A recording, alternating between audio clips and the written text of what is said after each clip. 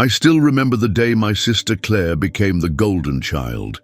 It was right after I turned 23 and announced I was dropping out of law school to pursue photography.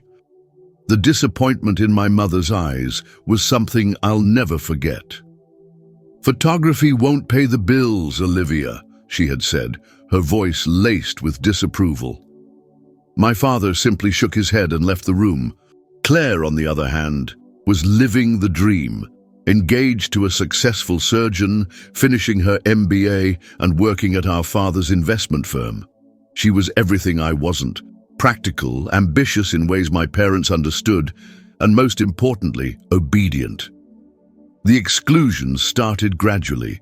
First, it was forgetting to invite me to Sunday dinners. Then came the family vacation to the Hamptons that I only learned about through Instagram. The final straw was when my own birthday passed, without so much as a text message from any of them. "They're ashamed of you," my roommate Jessica said one evening as I scrolled through pictures of my family celebrating Claire's promotion.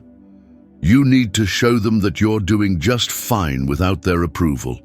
But I wasn't doing fine. My photography business was struggling, and I had just been evicted from my studio space. I was surviving on ramen noodles and the occasional wedding gig. The truth was, I missed my family despite how they treated me. Then came the invitation to my mother's 60th birthday celebration. It arrived by mail, formally addressed, as if I was merely an acquaintance rather than her daughter. The venue was the Pierre, one of the most exclusive hotels in Manhattan. Dress code, formal black tie. "Are you actually going?" Jessica asked when I told her about the invitation. "I have to," I replied. "She's still my mother." Jessica gave me a knowing look. "Then you need to make an entrance they won't forget." That's when the plan formed in my mind. For years, I had lived in Claire's shadow, always the disappointing daughter, the black sheep. But not this time. I withdrew the last of my savings and visited Bergdorf Goodman. There, on the clearance rack, was a floor-length crimson gown with a plunging neckline and a slit that went dangerously high up the thigh. It was nothing like the conservative black dresses my mother preferred for her social gatherings. It was bold, unapologetic, everything I wanted to be. The night of the party arrived, and my heart pounded as the taxi pulled up to the Pierre. Through the windows, I could see the elegant crowd mingling in the ballroom. My family was seated at the center table, Claire animatedly telling a story, while my parents laughed appreciatively. I took a deep breath, smoothed down my red dress, and walked in with my head held high. The reaction was immediate. Conversations halted mid-sentence. Glasses paused halfway to lips. And there was Claire, fork suspended between her plate and her mouth, her perfect smile vanishing as she saw me. My mother's face drained of color, my father's jaw clenched. The entire room seemed to hold its breath as I walked, glided, across the polished floor toward their table. "Olivia," my mother managed, her voice barely above a whisper, "what are you wearing?" I smiled, channeling a confidence I didn't quite feel. "Hello, Mother. Happy birthday." Claire recovered first, her smile returning, though it didn't reach her eyes. "We didn't think you'd come," she said, her tone deceptively light. "You've been so busy lately." "Not too busy for family," I replied, taking the empty seat beside my father, the one that had clearly been reserved for someone else, judging by the confusion on the faces of those around us. My father cleared his throat. "Olivia, this is Richard Thornton, Claire's new client. Richard, my younger daughter." The distinguished man across from me nodded politely, but I could see the questions in his eyes. Who was this woman in red disrupting the perfectly orchestrated evening? "Richard is considering investing in the firm," Claire added pointedly. "We were just discussing the portfolio I've prepared for him."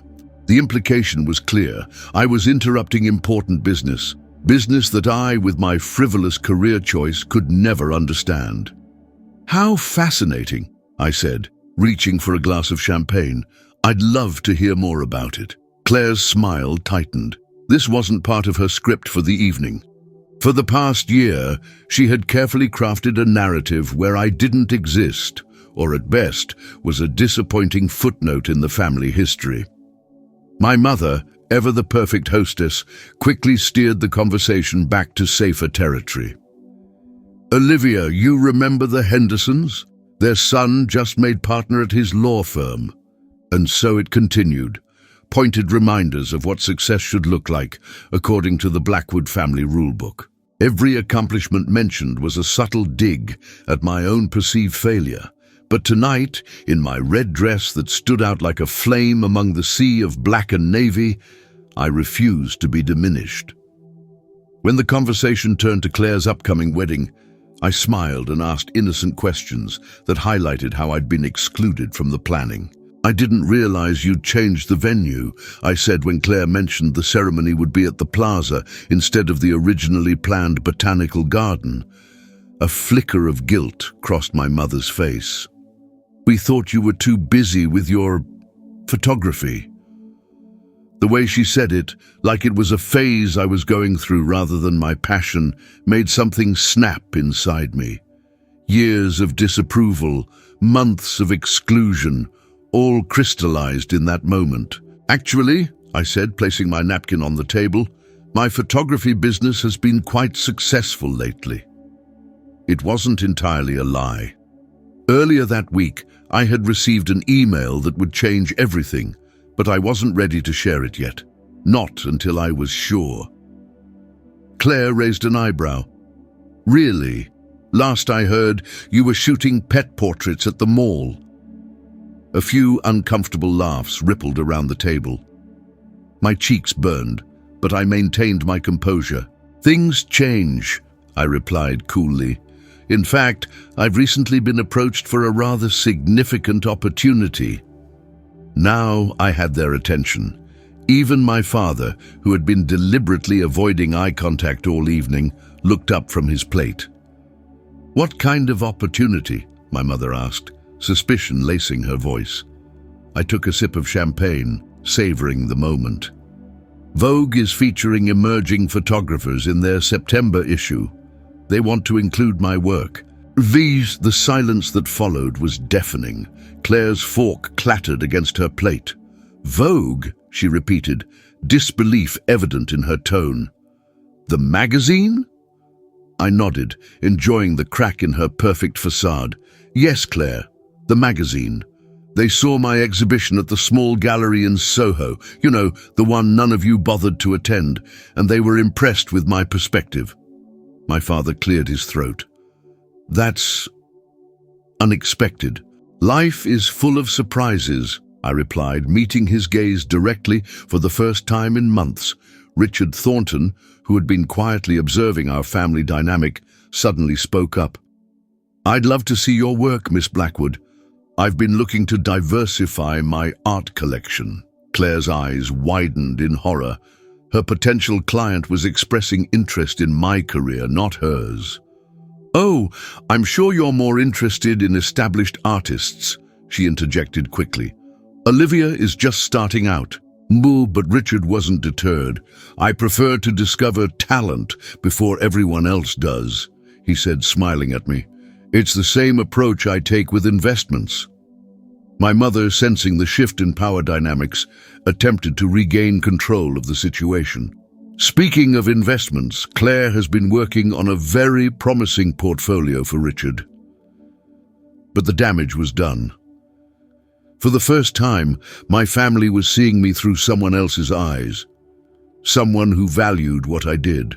As dinner progressed, I noticed my parents exchanging glances whenever Richard asked me about my photography. Claire became increasingly agitated, her perfect composure slipping with each glass of wine she consumed. By the time dessert was served, an elaborate cake decorated to resemble my mother's favorite Chanel purse, Claire was visibly fuming. "I need some air," she announced abruptly, pushing back from the table. "Olivia, would you join me?" It wasn't a request, it was a command. I excused myself and followed her to the terrace, where the Manhattan skyline twinkled against the night sky. As soon as we were alone, Claire turned on me. "What are you doing?" she hissed. "Attending my mother's birthday party," I replied innocently. "I was invited, wasn't I?" "You know what I mean," she snapped. "That dress, the Vogue story, flirting with my client." I laughed at that. I wasn't flirting with him, and yes, the Vogue feature is real. Claire ran a hand through her perfectly styled hair, momentarily disturbing its immaculate arrangement. "You always do this. You show up out of nowhere and try to steal the spotlight." The irony of her accusation wasn't lost on me. Steal the spotlight. Claire, I've been systematically excluded from this family for months. You've had all the attention, all the approval, all the support. And now you're upset because for one evening, someone showed interest in my life. "You chose to walk away," she retorted. "You chose to throw away a perfectly good education for some pipe dream." "I chose to be happy," I corrected her. "Something this family has never understood." Claire's expression shifted, vulnerability briefly replacing her anger. "You have no idea what it's like," she said softly. "Being the one who stayed, the one who has to live up to every expectation." For a moment, I glimpsed the sister I used to know, the one who would stay up late talking with me about our dreams before we understood that our paths would diverge so dramatically.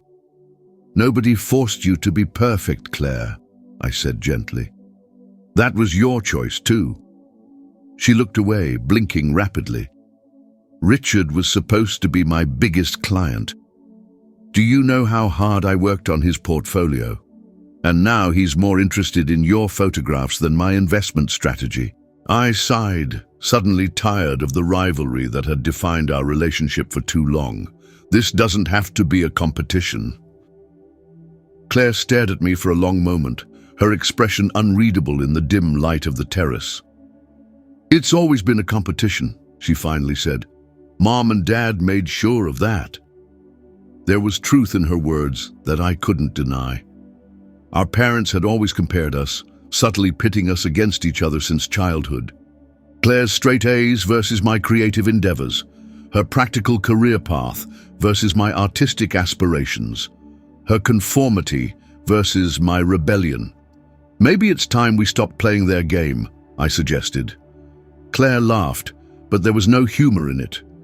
"Easy for you to say, you walked away. I'm still in it." Before I could respond, the terrace door opened, and Richard Thornton stepped out, 2 champagne flutes in hand. "I hope I'm not interrupting," he said, his gaze moving between us. "Your mother is about to give a speech, but I wanted a moment to speak with you both first." Claire immediately straightened, her business smile sliding back into place. "Of course, Richard. We were just catching up." He handed us each a glass of champagne. "Family dynamics are fascinating, aren't they? I have a sister too. We couldn't be more different." I took a sip, wondering where he was going with this. Claire shifted uncomfortably beside me. "I've been watching your family tonight," Richard continued, "and I see something familiar.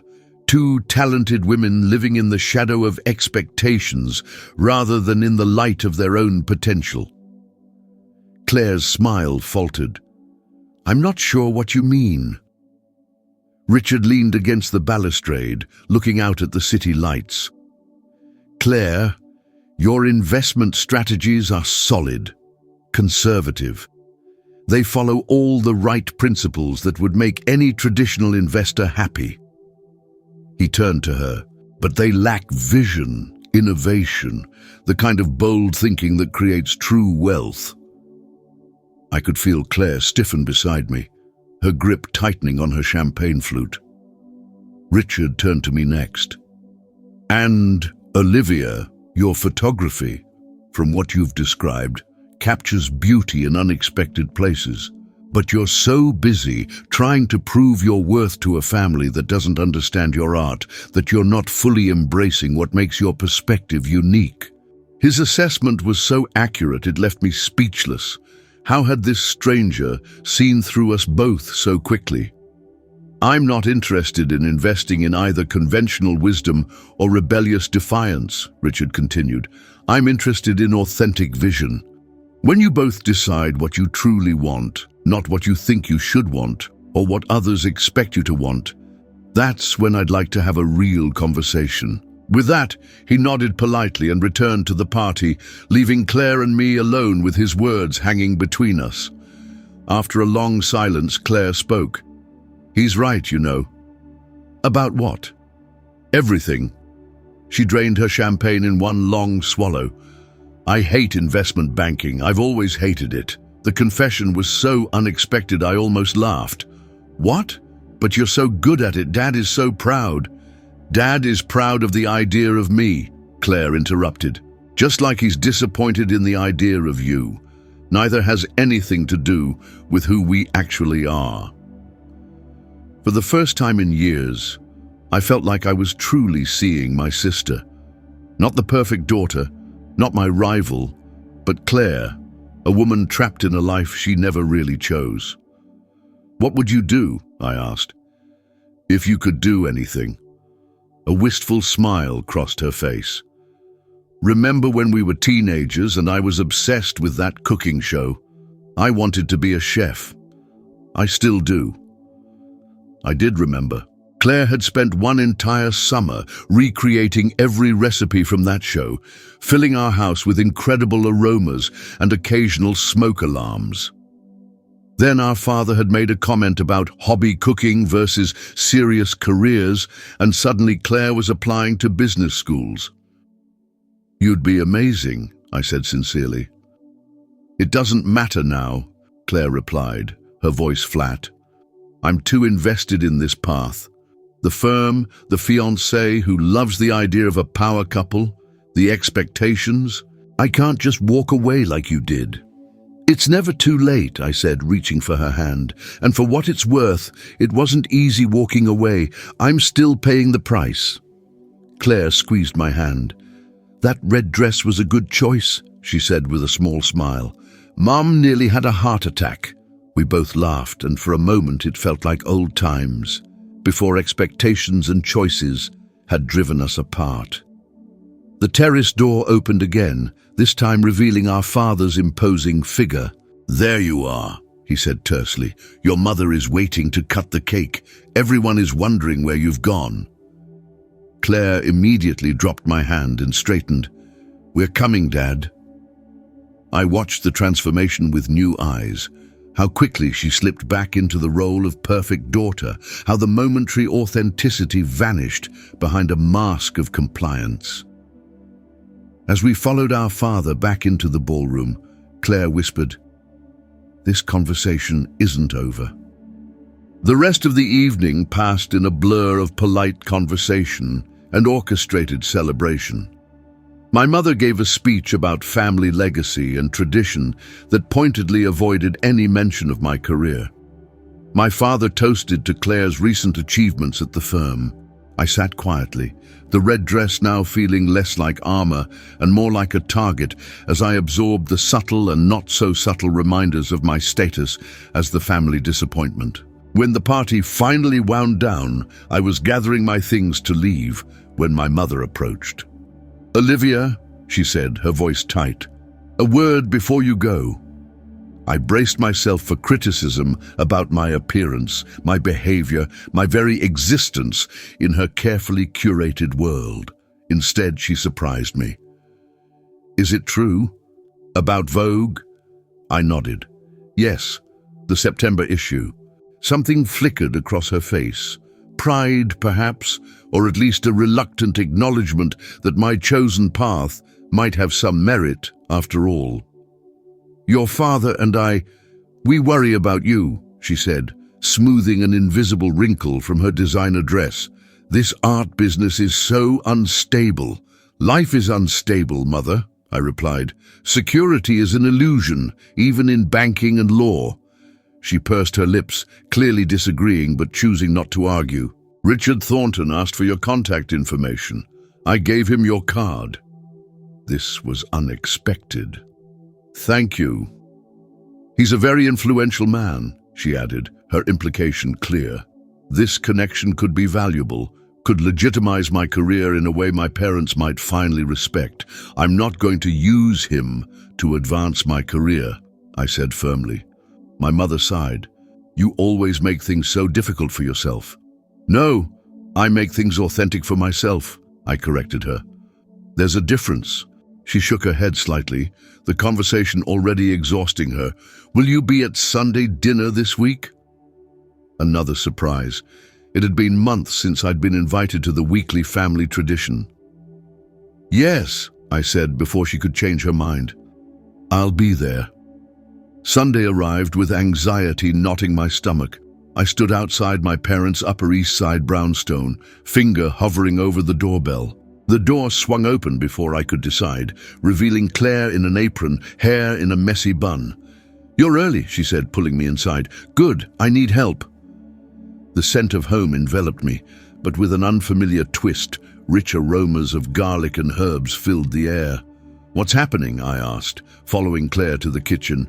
Pots bubbled on every burner, vegetables covered the counters. I'm cooking dinner, Claire announced, handing me a knife. Chop these herbs, fine dice. Does Mom know? Claire grinned mischievously. Nope, she and Dad went to the Morgans for drinks. They'll be back expecting the caterer's food to be ready. There's no caterer? Not today.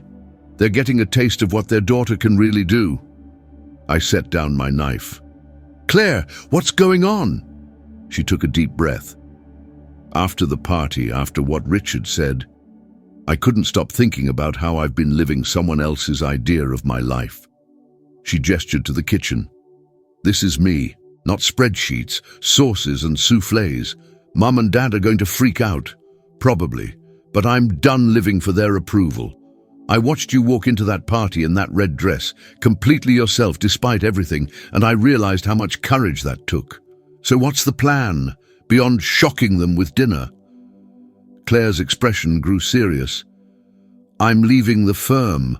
I've applied to culinary school in Paris, and I broke off my engagement. What? Claire, that's... Wow. My perfect play-by-the-rules sister had just blown up her entire life. Thomas was fine with it. I think he's been as trapped in our parents' expectations as I have. And culinary school, how will you afford that without the firm? Claire smiled. Remember Richard Thornton? He's an angel investor in several restaurant groups. When I told him my real passion, he offered to sponsor my education. That's incredible. But what about tonight? Tonight is about truth, Claire replied. No more pretending. I invited Richard, by the way. The doorbell rang. I opened it to find Richard Thornton standing there with wine and a portfolio case. Olivia, he greeted me. I hope you don't mind the intrusion. Not at all, though. I'm a bit confused. Richard smiled. I've brought the contracts for Claire's culinary school sponsorship, and I brought some photographs I thought you might offer your professional opinion on. I heard my parents' key in the lock. Claire appeared from the kitchen. Showtime, she whispered nervously. My mother entered first, stopping short at the sight of Richard. Mr. Thornton, what an unexpected pleasure. Mrs. Blackwood, Mr. Blackwood, Richard greeted them. Claire invited me to join your family dinner. My parents looked confused, glancing between Claire in her flour-dusted apron, me and Richard. Where's Marta? My mother asked, referring to their caterer. I sent her home, Claire replied. I'm cooking tonight. My father's eyebrows shot up. You're cooking? But the Robertsons are joining us. The Robertsons cancelled. It's just us tonight. And Richard. My mother's smile was strained. Well, this is unconventional. I was hoping to discuss something with all of you together, Richard said. Perhaps over dinner. In the kitchen, Claire's hands trembled as she plated her food. Are you sure about this? I whispered. She nodded. It's time to stop living half lives out of fear of disappointing each other. At the dining table, my father finally spoke. So, Mr. Thornton, Claire mentioned you might be interested in investing with our firm. Richard took a bite of his food. Extraordinary, Claire, truly. He turned to my father. Actually, I've decided to invest in both your daughters, though not in the way you might expect. What followed was the most honest conversation our family had ever had. Richard explained his sponsorship of Claire's culinary dreams. He showed my photography portfolio, speaking with genuine admiration. My parents listened, initially with resistance, then with growing uncertainty. But the firm, my father finally said to Claire, I always thought you'd take over someday. That was your dream, Dad, Claire said gently, not mine. And you, my mother turned to me, this photography. It's really what makes you happy. I nodded. It's who I am, Mom. It always has been. The silence that followed was heavy with decades of misunderstanding. Finally, my father raised his glass. To my daughters, who have more courage than I ever did. It wasn't immediate acceptance, but as we finished Claire's meal, as my mother reluctantly complimented the food and my father asked to see more of my photography, I felt something shift. Later, as Richard prepared to leave, he paused beside me. That red dress was a statement of who you really are. Bold, unapologetic, striking. Never lose that, Olivia. After he left, Claire and I sat on the porch steps like we used to as teenagers. Do you think they'll ever fully understand? Claire asked. I shrugged. Maybe not, but they're trying. That's more than we had before. All because you walked into a party in a red dress, Claire laughed softly. And because you had the courage to follow your heart, I added. 2 weeks later, I received a package from my mother. Inside was a stunning camera bag I could never afford. The note read, "For my daughter's future Vogue shoots. I may not always understand your choices, but I'm trying to support them." That same day, Claire received an acceptance letter from the Culinary Institute. When she called our father, his initial silence was followed by a simple question. What ingredients should I send for your going-away dinner? Small steps. Not perfect, but progress. The red dress still hung in my closet, not as armor for battle, but as a reminder that sometimes standing out is the only way to truly be seen.